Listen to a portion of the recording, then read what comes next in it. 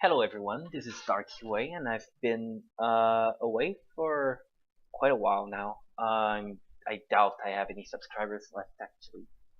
But ignoring that, I'm pretty happy to be making videos again, or at least I will try to. And actually I'm here today because I've actually joined what is currently known as Pokemon Draft League.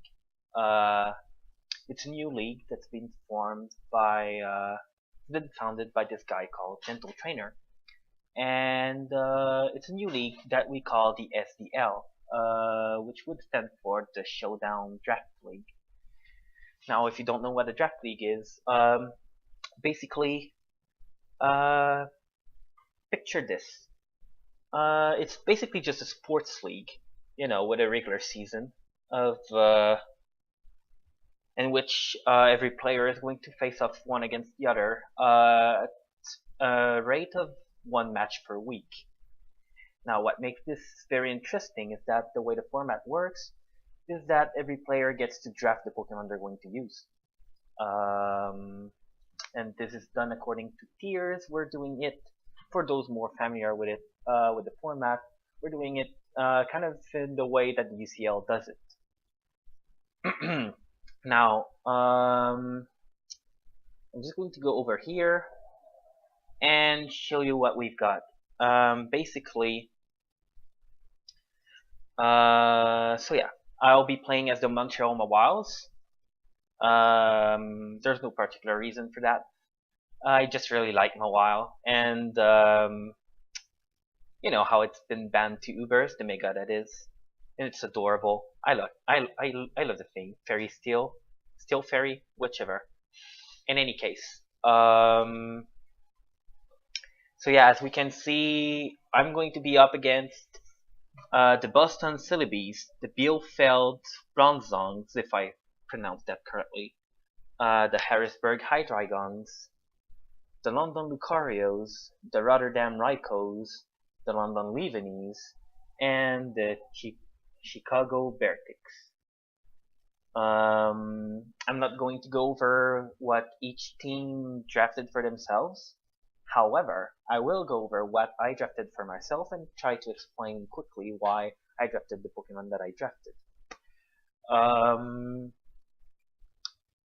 Now, let's go quickly over the Pokemon I have here. So I'll be highlighting them here. I actually got first pick for drafts in OU. Drafts were randomized for every tier. And on my first pick, I decided to pick Megalopunny. The reason I chose Megalopunny is because, well, basically, it's a really fast mon that hits hard. I wanted a good Mega that I could draft really quickly, and it was at the top of my draft list. Megalopunny, as you all know, has amazing type coverage with only two moves: High Jump, Kick, and Return, or Frustration, whichever. And the reason why that is so good is because with just those two and Scrappy, I can hit neutral on pretty much any type in the game. I can take a last move just to have the proper coverage move. I can use Fake Out for priority and have a safe transformation to my Mega. I can run Quick Attack. I can run a bunch of different things, but mainly it all revolves around these two simple moves. Now, while Megalopunny is perhaps a bit easy to play around, because you know what it's going to bring to the table, it's also very hard to outdo it at what it does. And what it does is hit hard and hit fast. And the real great thing about Megalopunny is that because it is a Megalopunny and because it is so fast and so strong, if your team doesn't have anything that naturally outpaces me, I know that chances are you're going to be bringing a Scarf Pokemon to take care of it. Or if not a Scarf Pokemon, you'll have to bring maybe Trick Room or maybe Priority, or in whichever case, it's going to basically it's going to affect the way you build your team, and you're going to have to build your team around the fact that Mega Lopunny might turn up in the battle against you, and that's very useful. That is very useful for getting into my opponent's mind and maybe predicting what they're going to use. Um, so yeah, being first, I also got to make my second and third pick one right after the other because we were doing like a wheel. So it went from 1, 2, 3, 4, 5, 6, 7, 8 to then 8, 7, and so on and so forth. That being the case, I decided to pick Rotom Wash and Dragonite as my second and third picks. Rotom Wash is self-explanatory. It's a really good good Pokemon with a lot of lots of different sets you can use, especially in draft format, where you can really tailor your team to be able to take care of your opponents. Rotom Wash being Water Electric, super good typing. You can run Specs, you can run Scarf, you can run Bulky, either specially or physically defensive with Will-O-Wisp. It can get Pain Split. Just messing around with subs, with subs and Pain Split. Just really a useful Pokemon to have around. And then we get Dragonite. I think I'm going to get a bit of flack for it, and I know for a fact that a lot of people have been questioning me for that. Or maybe not a lot, but at least one, and I'm sure the rest of the players, the rest of the coaches, are probably a bit puzzled over that. But for me, I've been going into this draft with the intention of making Dragonite great again. And I'm not doing a Trump impression or anything. I just think that Dragonite is overly underrated. And I'm going to actively try to use Dragonite in throughout this season. And the reason for that is quite simple. Dragonite actually has the bulk and offensive to do pretty much anything it wants, and I'm going to try and prove it here. Now I know it's a bit slow with only 80 base speed, but it does get priority in the form of Aqua Jet and Extreme Speed, and it does get excuse me, and it does get Dragon Dance and Agility for speed purposes. As a setup sweeper, it's extremely good. And it's helped by the fact that it gets the ability multi-scale, which pretty much allows it to set up on anything at least once, bar powerful Ice-type Pokemon, such as Weavile, which unfortunately is on our first opponent's team right here, the Harrisbury Hydreigons. I'll be covering that in another video, which will be coming up soon. In any case, Dragonite being the monster that it is, it can take pretty much any one hit.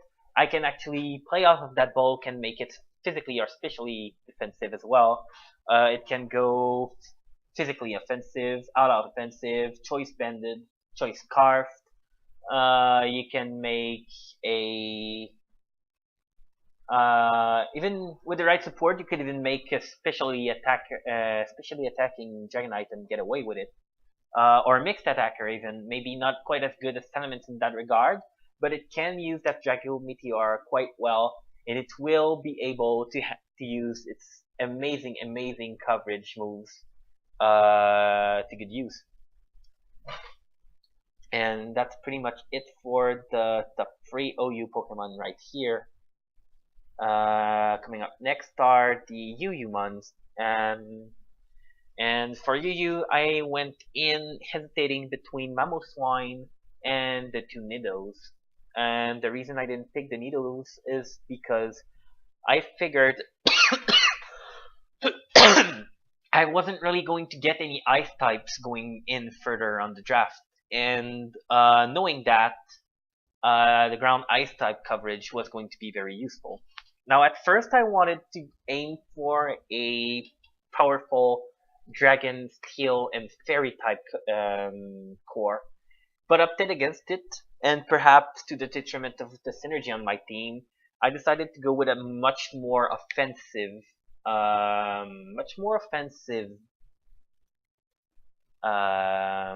draft, basically. So with that in mind, we get Mamoswine with powerful stabs in the form of ground and ice.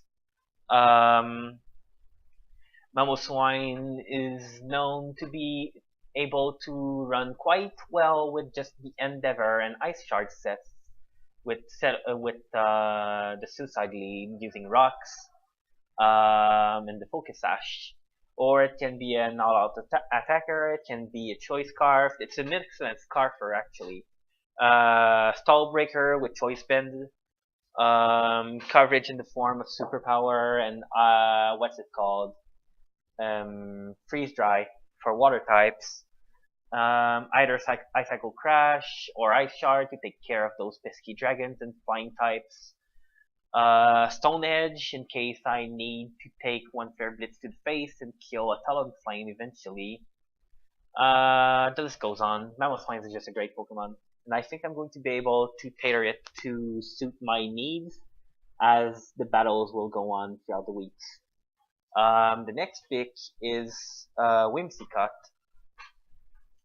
And Whimsicott is an interesting Pokemon. Whimsicott is an interesting Pokemon because it gets Prankster and has the currently unique Grass and Fairy typing. So with the Fairy typing, of course, I can come in on basically any Dragon moves, provided I predict accordingly. Whimsicott is a bit frail on, it's a bit frail, but it gets priority Cut on Guard, which is really nice. Access to a lot of good status moves such as Leech Seed, Toxic, Substitute. It can actually make for a pretty solid sweeper, provided my opponent's team is weak to its stabs, which looking at my opponent's teams right now could be the case. I'm going to be looking into that. Excellent for dealing with setup sweepers that don't get priorities, such as any setup sweeper really. With the move Anchor, it can really throw a wrench into any starter set as well. Again with the Anchor, and just force my opponent into using the same move over and over again. Which basically allows me free reign to predict what they're going to go for, and easy for me to just shut down a Pokemon right out.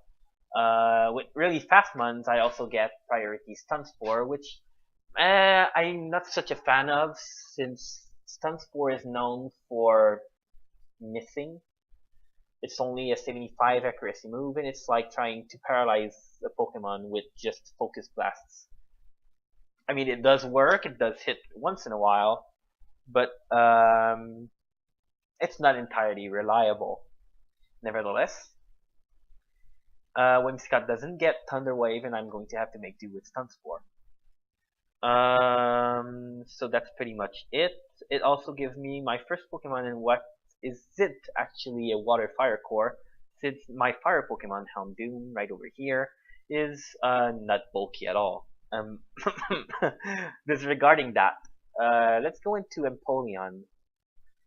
Now, between Whimsicott, Empoleon, and Dragonite, we get a semi-decent Steel Fairy Dragon Core. Empoleon is a super solid Pokemon. It does not get reliable recovery, however. Nevertheless, super good defogger. Between it and Mamoswine, I get pretty solid picks for setting up rocks, and I don't have to bring the same one each and every week, which is pretty favorable to me. I don't want my opponents to predict necessarily outright that I'm going to have to bring, say, Empoleon every week because it's my only rocker. I'd rather have Mamoswine in there as well. Oh, and while I'm on the subject, while we're discussing Empoleon and Defog, I'd also like to point out that Dragonite is also able to learn defog and might actually that might actually prove to be an option I'm going to use eventually, depending on my opponent's team. Um, in any case, Empoleon, solid special attacker, actually has a pretty decent attack stat. Not that I think I'm going to use it that much. Very solid defenses, incredible defensive typing with Water Steel. Priority in the form of a Quadjet, and it has the ability Defiant, I believe, which might actually be interesting if I were to use it against teams with a lot of Intimidate options or teams with a lot of I don't know, something that would use Icy Wind or something that would use what's it called? Maybe against the Lebanese actually, since the Lebanese have Levany, which uses webs. In any case, Empoleon is an interesting Pokemon I like to make good use of, and I think it's going to be self-imposing in some matches. Its great special attack stat means that I'll be able to damage quite a few Pokemon with just stuck special attack, and average water type coverage in the form of Scald, Ice Beam, Grass Knot, Flash Cannon. Flash Cannon might be interesting against teams with some of the better fairy types. In any case, it's going to be something to look forward to. And Empoleon also develops as one of my favorite Pokemon of all time, and I'm quite happy I got it and sniped it off the hands of, I believe, the Chicago Beartics. Sorry, Phantom Sableye, not sorry. Going into RU, I'm share view. Going into RU, I chose Venusaur as my first pick, mostly because I saw that Tentacruel was drafted on the Lebanese side, and I actually don't have any Poisonmon, which means I didn't have anything to absorb Toxic Spikes.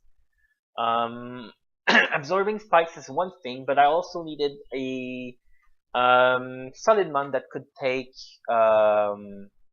just a generally solid mon. And Venusaur has the really good grass and poison typing. It being grass means that it synergizes really well with Empoleon and Rotom Wash, and it has the bulk that Whimsicott perhaps lack unless it sets up.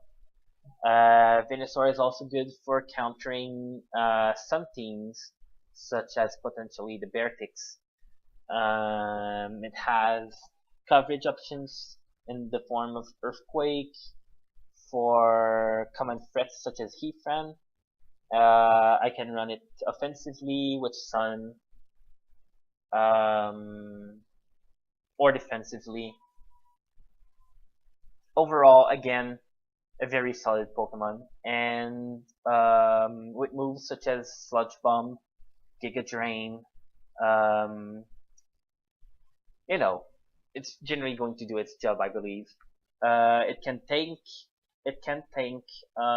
fighting moves, which really isn't that much of a problem on my team between Whimsicott, Venusaur, and Dragonite right over here, and Hoopa, even though Hoopa gets destroyed by Knockoff and Pursuit, and basically anything that hits for dark damage. I think I've managed to pretty much eliminate Fighting type as being one of the biggest threats on my team, which is a good thing because Fighting type mons are scary and they tend to really be the most impressive stall breakers or wall breakers. In whichever case, moving on from Venusaur onto Houndoom. Now I picked Houndoom because I wanted a fast mon, somewhat fast. It's not that fast, but I needed a special attacker that hits for fire damage. I didn't have anything fire. If I was going to end up against some of those pesky Tangros, Mega Venusaur. Well, maybe Mega Venusaur doesn't care that much, but catching Mega Venusaur on the Switch before the Mega evolves might mean that Houndoom gets some work in. Pharaoh Seed, Pharaoh Torn. Let's see. My opponents drafted quite a few Pokemons that I believe Houndoom will lay the smackdown on. Cresselia, for instance, is a good month for Houndoom is a good month against it. So yeah, basically some fire damage, dark coverage, access to nasty plot. I can actually run physical on it as well with Sucker Punch. Again, some priority. My team has a lot of priority. It's going to be very good, I believe. My team might be the one with the most priority actually, and I'm going to make full advantage of it. Again, this team is very much offensively focused. Yeah, you can run a lot of different sets on Houndoom depending on what you want to do. I've even used Reversal Houndoom before with relative success. It's generally going to be putting a bit of work, I believe, against the correct teams. Hoopa just hits like a truck. I decided to pick it a bit impulsively, I'd say, after people were talking about it. And yes, while I do realize it's very prone to being killed off by Pursuit, I'm actually not going to unveil what I have in mind with for Hoopa, but I think I'm going to be able to put in a lot of work with it this season. And while it might not get as much showtime as some of my other mons, such as Rotom Wash, Megalopony, and Mamoswine, I think I'll be able to really work something good with it. Moving on, we get Hariyama. Not exactly bulky with the defenses per se, with just base 60s. It actually gets 140 base HP, which means that I'll be tanking a lot of hits despite the low defenses. Despite the low defenses, that is, while the defenses are low, I can run the classic Assault Vest set on it. I can make it a full-on attacker. I could pair it up with something and use Trick Room with this team actually. Since I have a nice mix of speed and slow mons, Hariyama does great in Trick Room actually. Close combat, has decent coverage with poison and steel moves, gets bullet punch and I believe fake out as priority moves. Heavy slam for steel, which is really good for killing those bulky fairies, perhaps.